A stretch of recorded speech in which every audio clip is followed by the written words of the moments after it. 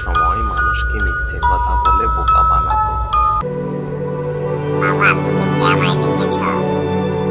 আমি তো এখানেই ছিলাম। এইখানে ছিলি না ছাই, তোকে আমি সকাল থেকে খুঁজে বেড়াচ্ছি। পড়াশোনার নামে তো কিছুই নেই। আজ থেকে তুই গরু চড়াতে যাবি। বাবা যে আমায় কেন গরু চড়াতে পাঠালো কে জানে। আমি আবার কি করলাম? আমি ছোট্ট একটা ছেলে, এখন আমার খেলার বয়স। এখন কি আমার কাজ করার বয়স হয়েছে? বাবাকে নিয়ে আর পারলাম না। সারাদিন শুধু কাজ আর কাজ, কাজ আর কাজ। শুলে কাজ, বসলে কাজ, উঠলে কাজ। আর পারলাম না। এসব গরু চড়ানো, ছাগল চড়ানো আমার আর ভালো লাগছে না। আমি যদি দুষ্টামি করতে পারতাম, আমি যদি খেলতে পারতাম, আমি যদি মানুষকে বোকা বানাতে পারতাম, খুবই মজা হতো। কিন্তু বাবার কারণে আমি কিছুই করতে পারছি না। না, এটা ঠিক না। কেউ আমার সাথে ভালো করছে না। আমার এখন দুষ্টামি করার বয়স, মজা করার বয়স। বাবার এসব কথা আমি আর শুনবো না। আমি আজ থেকে মজা করব, খেলবো, গাইবো, সবকিছু করবো। কি করা যায়, কি করা যায়? আইডিয়া! আমি একটা দারুণ বুদ্ধি পেয়েছি। বাঘ, বাঘ, বাঘ, বাঘ, বাঁচাও, বাঁচাও, বাঁচাও, বাঁচাও, খেয়ে ফেললো। কি হয়েছে, কি হয়েছে? তুমি চিৎকার করছো কেন? কোথায় বাঘ? কোথায়? আমরা তো কোথাও বাঘ দেখছি না। আমাকে বলো, কোথায় বাঘ? কিছু বলছো না কেন? তুমি চুপ করে আছো কেন? বলো, কোথায় বাঘ? তার মানে তুমি মিথ্যে বলছিলে? বুঝতে পারলাম, তুমি মিথ্যে কথা বলেছো।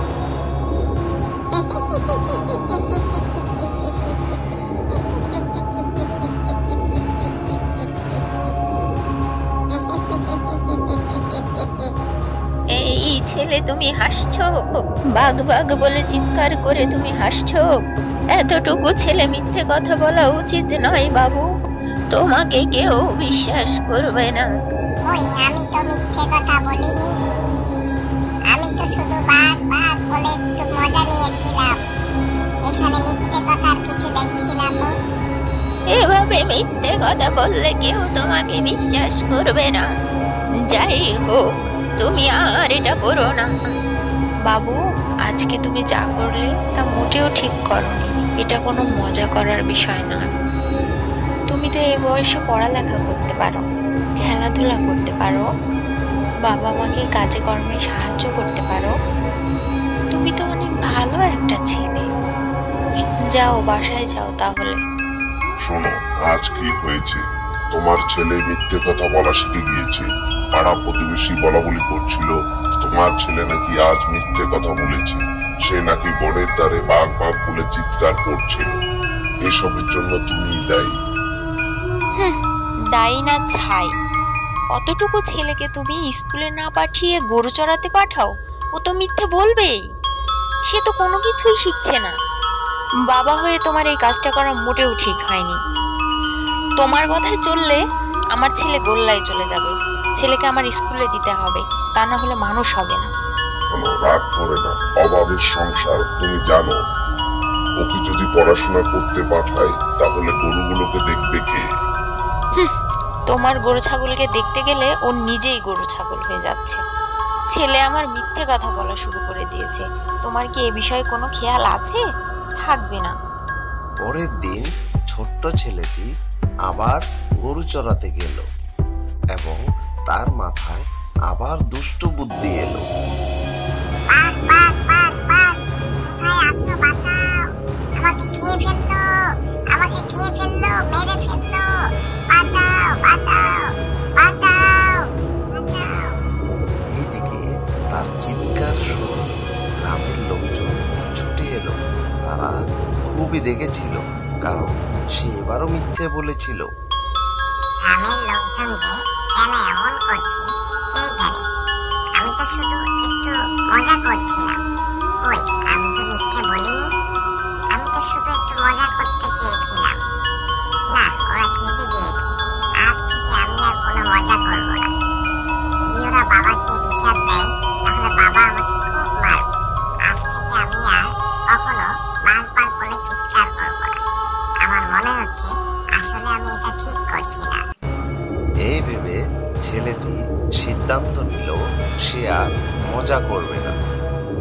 তারপর বন থেকে সত্যি সত্যি একটি বাঘ বেরিয়ে এলো।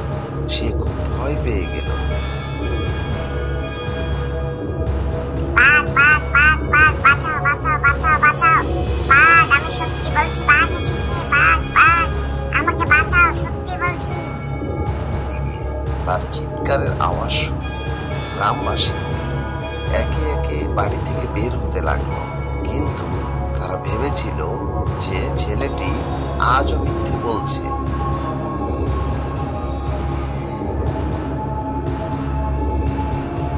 ছেলেটি আজও বাগ বাগ করে চিৎকার করছে। না বাবু, আজ কি আর কাজ নেই, আমার সংসারে অনেক কাজ আছে।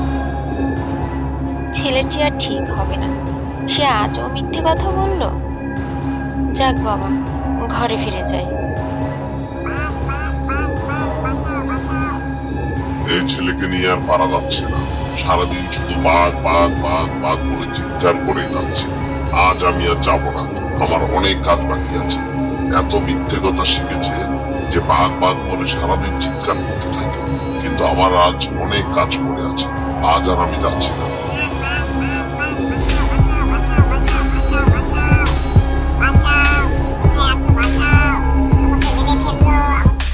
বন্ধুরা, এই গল্প থেকে আমরা একটি শিক্ষা পেলাম, কখনোই কোনো অবস্থাতে মিথ্যে কথা বলা ভালো না।